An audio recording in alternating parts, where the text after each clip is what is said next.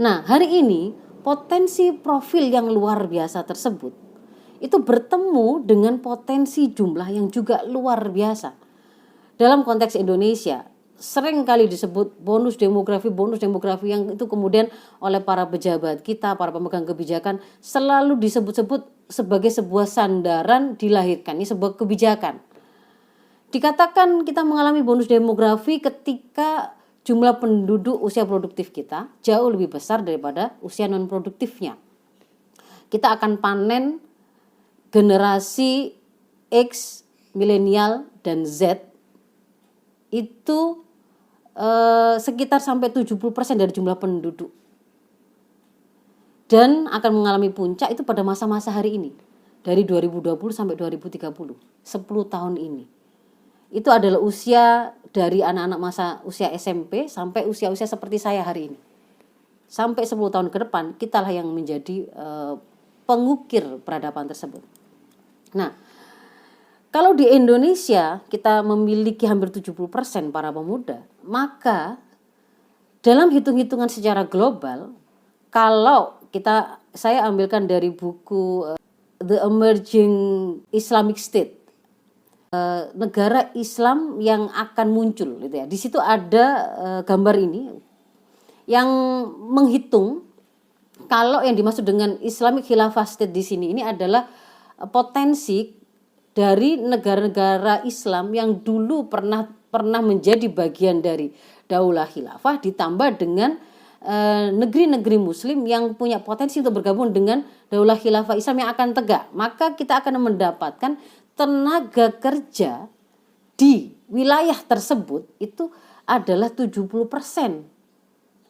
Sementara kalau kemudian dibandingkan dengan bahkan Cina yang terbesar, India yang terbesar itu hanya nggak sampai 3% begitu. Sehingga ini adalah angka yang luar biasa besar.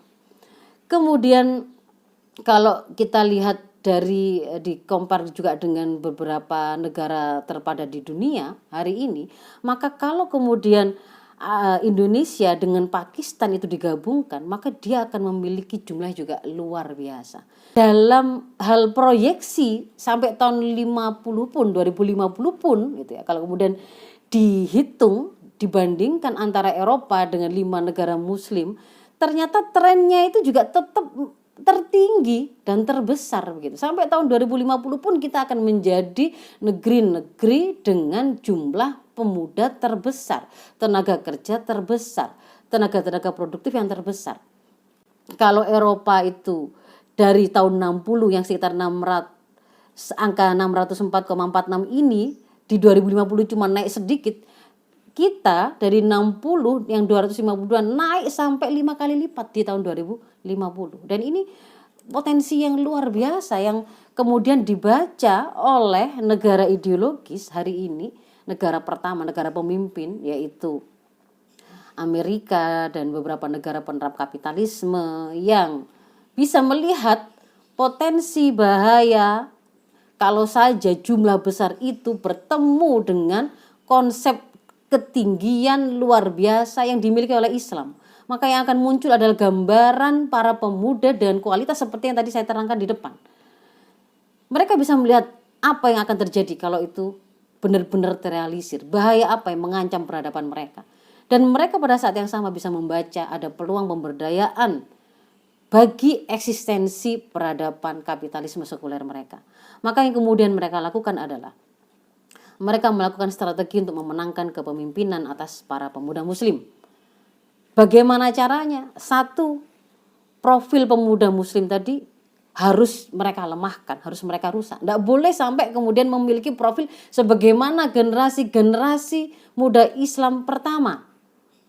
Mereka kalau kemudian menemukan ada usia muda, ada ketajaman pemikiran, ada kekuatan akal, ada kekuatan ekonomi pada diri pemuda Muslim, maka ini harus mereka baca. Mereka harus telikung potensinya.